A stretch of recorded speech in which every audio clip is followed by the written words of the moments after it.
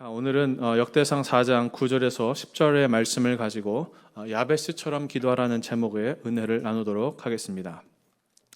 한 소년이 있었습니다. 그 이름에 고통이 슬픔이라는 뜻이 담겨 있었습니다.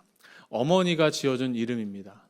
아마 아버지가 어떤 상황인지는 알 수 없지만 부재한 상황 중에 이 아이를 출산했던 것 같습니다.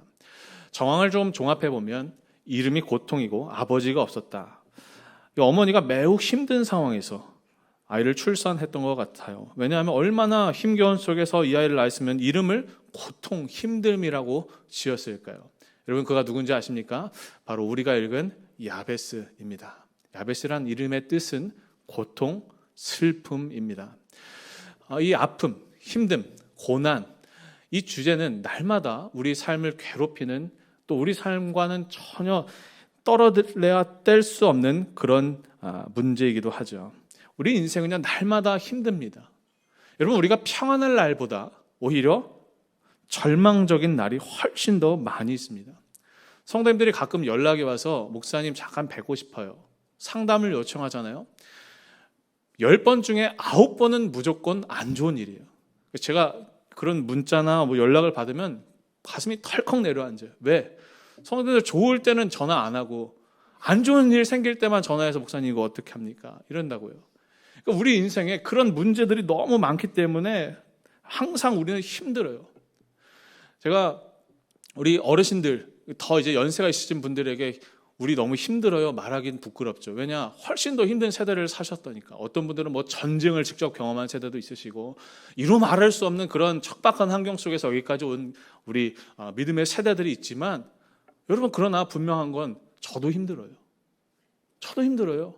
여러분 이거 아세요? 5살 꼬마 아이도 힘든 거 아세요? 걔네는요, 걔네 나름대로의 문제가 있어요. 엄청나게 살기 힘든 게 있어요. 그러니까 인생은요, 인간이란 건 날 때부터 어떻게 보면 이 고통의 문제를 안고 살아간다는 거예요.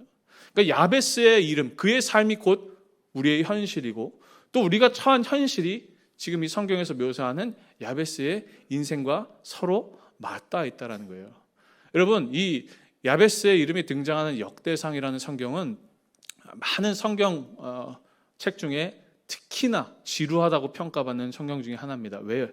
1장부터 9장까지를 보면 우리가 도대체 이 사람이 누구야 하는 이름 모를 그런 알 수 없는 사람들의 이름이 쭉 나열되어 있어요. 이스라엘 족보를 소개하면서 대략 한 500명 이상의 이름이 소개되고 있는데 누가 누구를 낳고 누가 누구를 낳고 이런 것들이 반복되잖아요. 그러니까 이름이 지나가는 그런 성경인데 특별히 유독 이 야베스만큼은 야베스에 대해서 이야기하면서 2절, 비록 짧은 절이지만 그의 인생에 대해서 소개하고 있습니다. 그게 뭐냐? 첫 번째, 그는 고통 중에 태어났다라는 것이고 그 다음 또 다른 한 절은 그가 그 고통 중에 이렇게 기도했다라는 그의 기도문을 우리에게 소개해주고 있는 게 오늘 본문의 말씀이에요. 자, 본문으로 들어가 볼게요.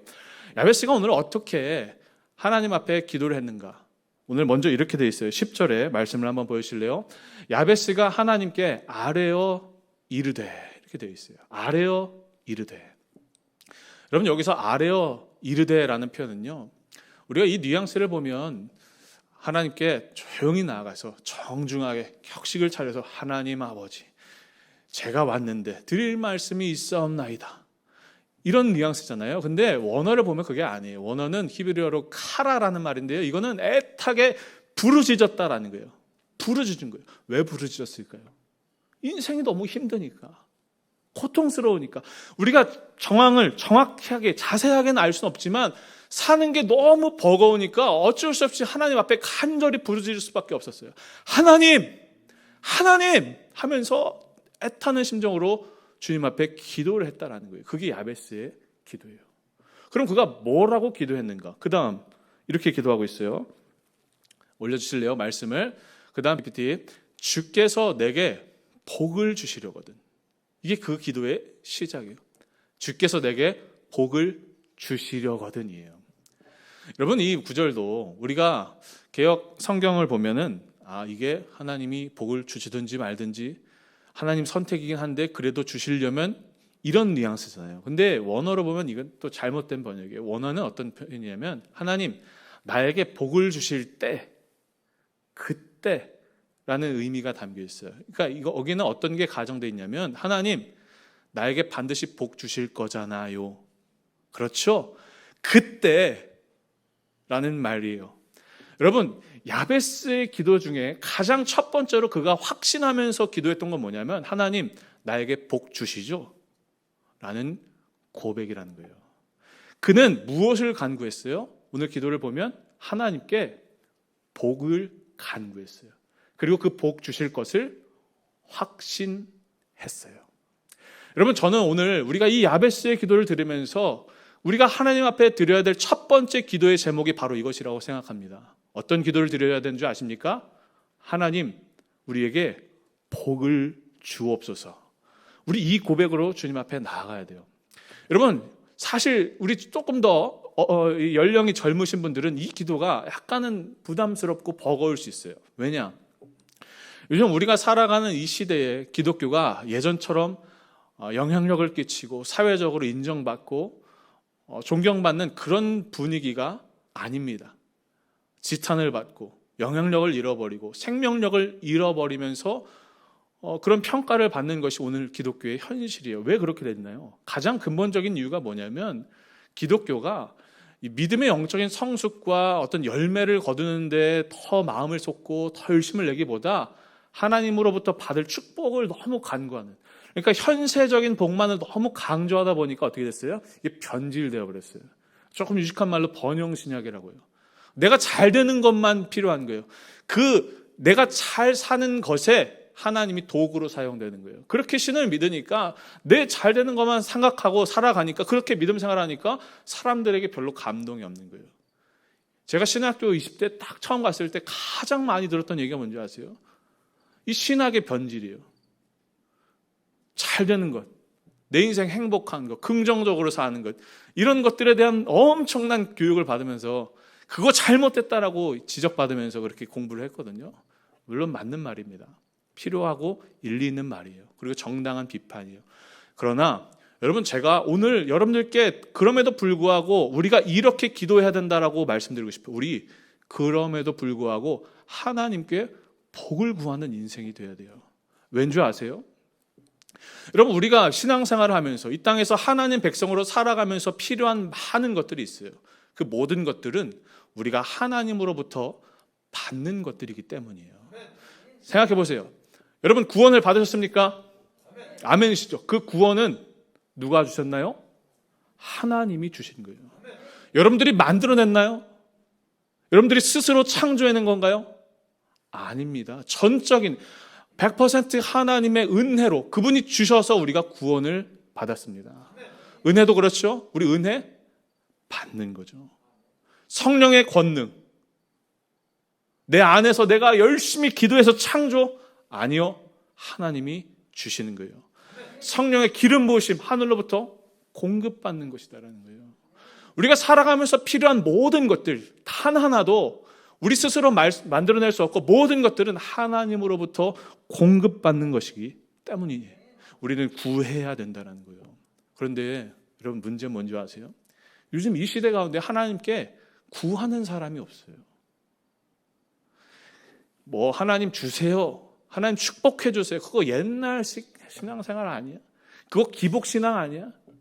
그냥 예수님 말고 무당에게 가서도 잘 되게 해주세요, 물도 넣고 산신령께 비난이다 잘 되게 해주세요, 그거 유치한 거 아니야? 맞는데요, 여러분, 그럼에도 불구하고 우리 하나님께 구해야 돼요. 왜? 그분의 공급 없이 살 수 없기 때문이에요. 그리고 무엇보다 우리가 아버지라고 고백하는 그분이 어떤 분이시냐? 그분은 복의 근원이세요. 일부 때는 이런 찬송 드렸어요. 복의 근원 강림하자. 여러분, 그분은 복이세요. 복 그 자체세요. 하나님께서 창세기 12장 보면 아브라함에게 이렇게 말씀하세요. 오늘 갑자기 뜬금없이 나타나서 아브라함아, 너 내가 지시할 땅으로 가라. 내가 너로 큰 민족을 이루고 내가 너의 이름을 창대케 하리니 너는 무엇이 될지라? 복이 될지라.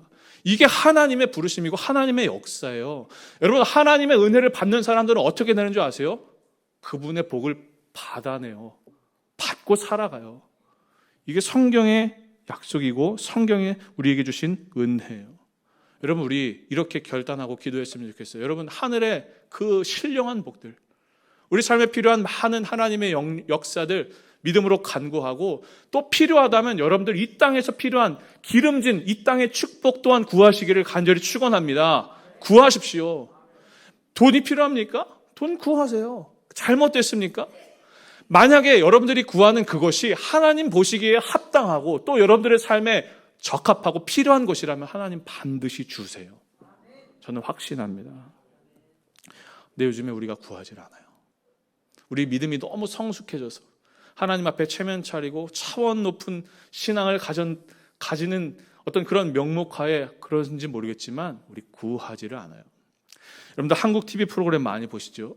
제가 몇 년 전에 한국 KBS에서 방송한 슈퍼맨이 돌아왔다라는 예능 프로그램을 본 적이 있어요. 슈퍼맨이 돌아왔다. 무슨 프로그램인지 아시나요?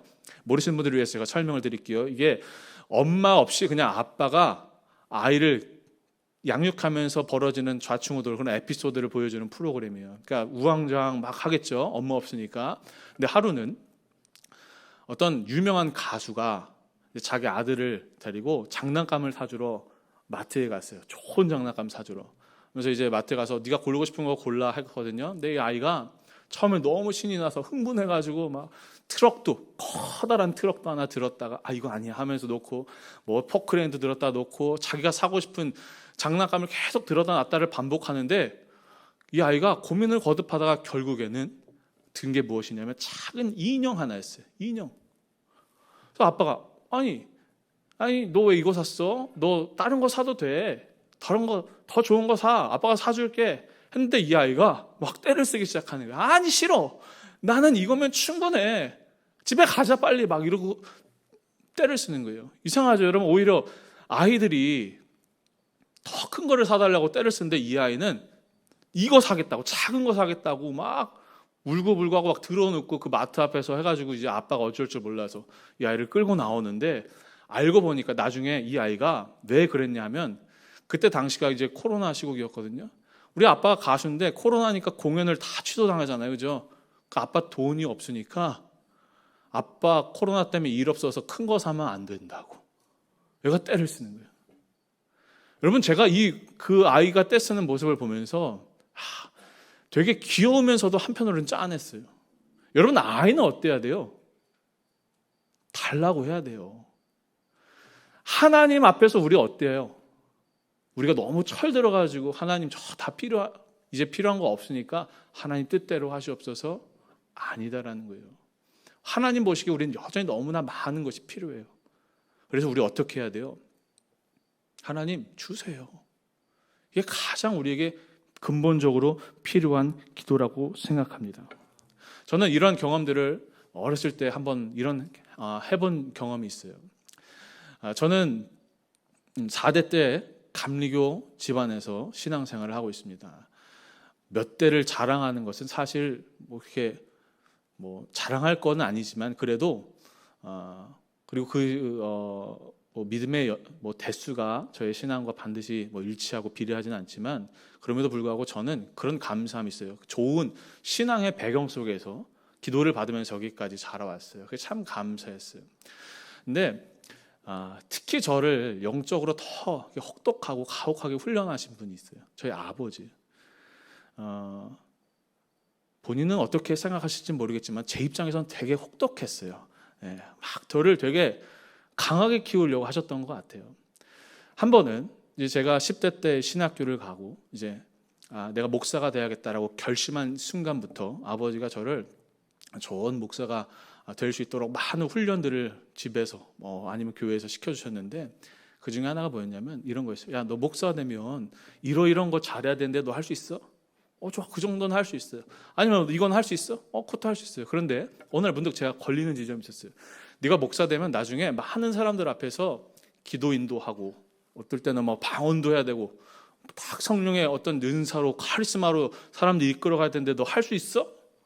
물어보시는데 제가 막혔어요. 왜냐?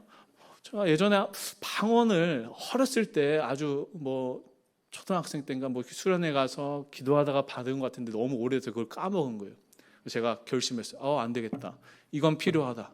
그래서 아버지랑 동의하에 아버지가 저를 큰 가방에 이불 하나 딸랑 넣어주고 성경책 하나 들고 저를 기도원에 던져보냈어요.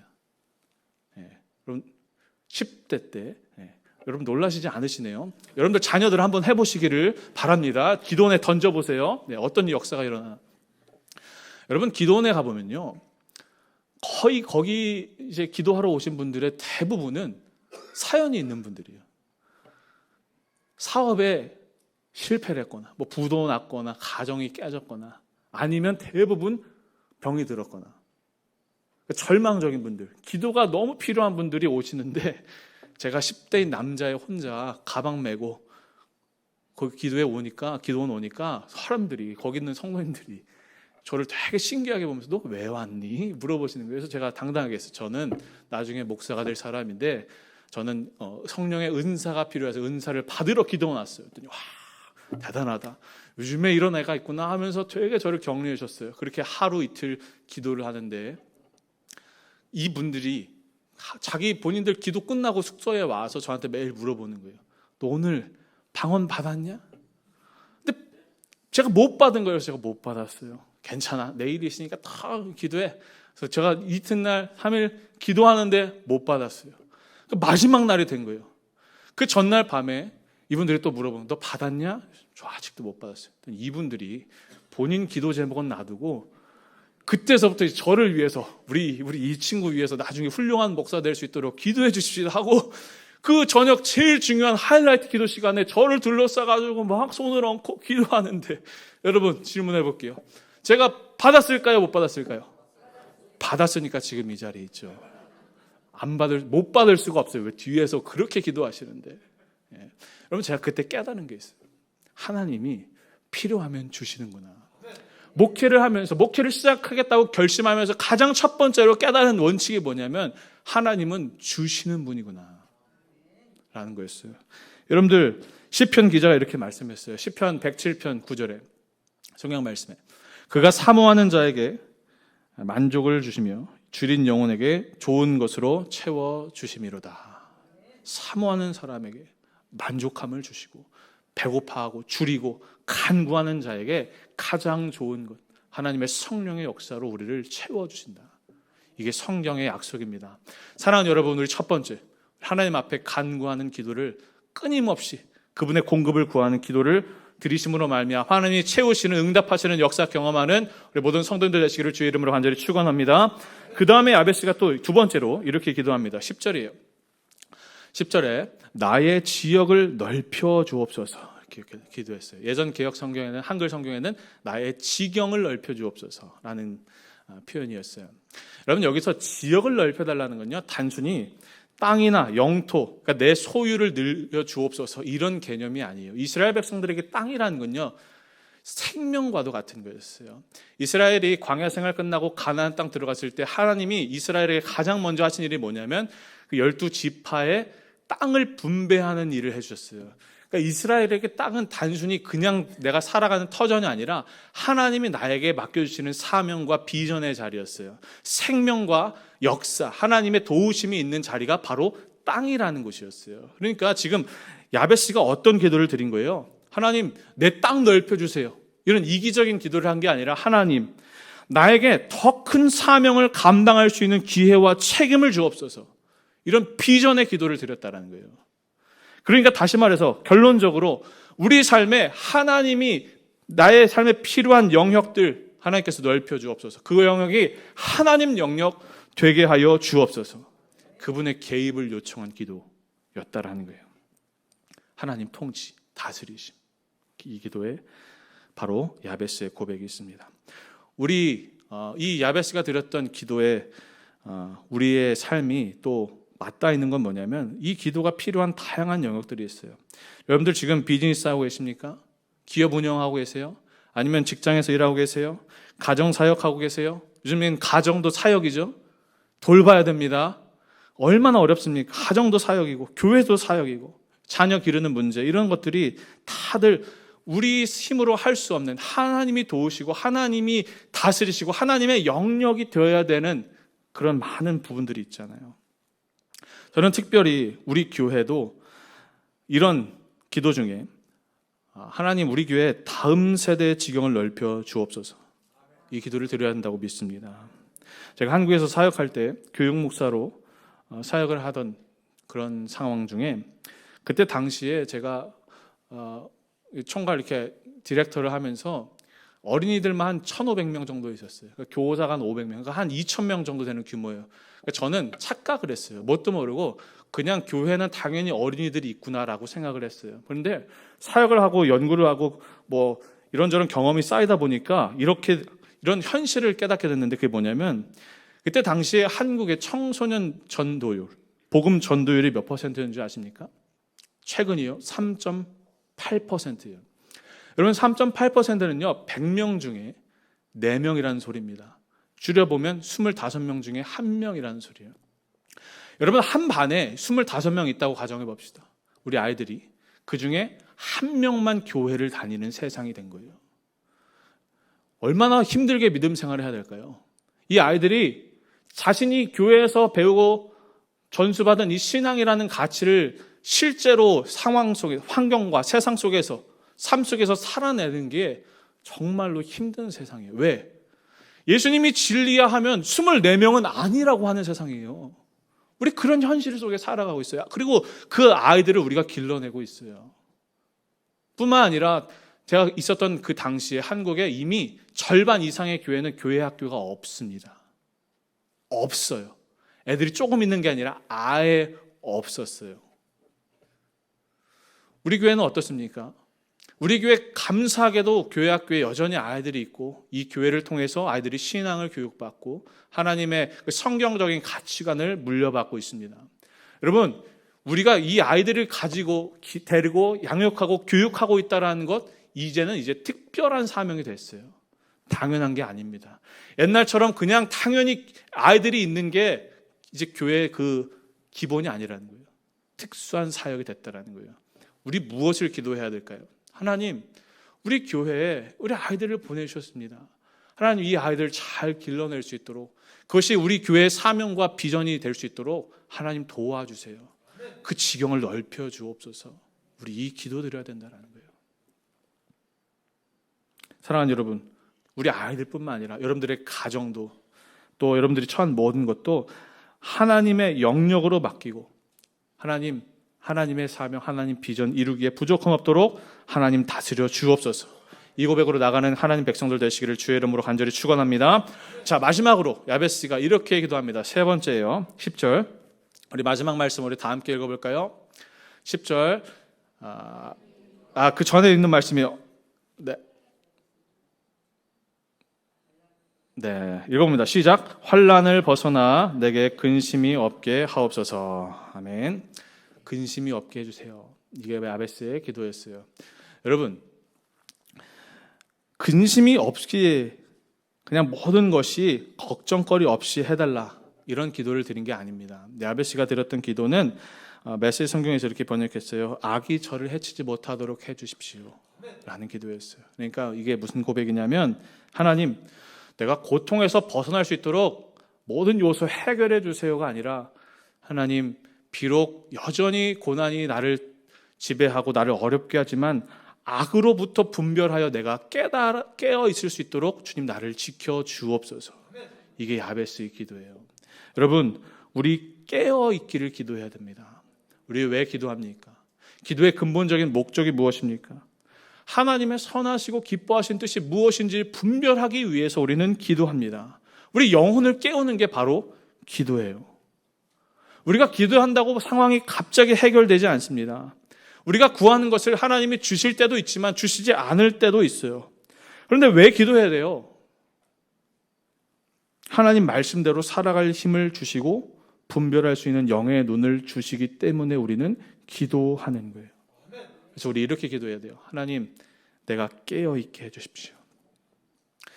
요한복음을 보면 초반부에 소아시아 7교회에 대한 환상의 이야기를 성경이 전하고 있습니다. 그 중에 사대교회라는 교회가 있어요. 이 사대교회는 살았다는 이름은 가졌으나 실상은 죽은 교회다라는 하나님의 책망을 받았던 교회입니다.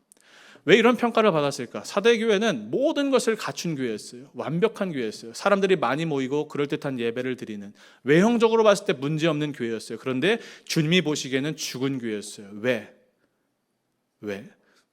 그 원인은 이 사대 교회가 있었던 사대라는 도시라는 도시의 환경과 맞닿아 있어요. 사대는요, 천혜의 요새였습니다. 사면이 산으로 둘러싸여 있어서 아무도 정복할 수 없는 난공불락의 철옹성이 바로 사대성이었어요. 그런데 하루는 전쟁이 벌어졌는데 그 성을 지키던 병사가 성벽에 걸터 앉아서 꾸벅꾸벅 졸고 있었습니다. 왜요?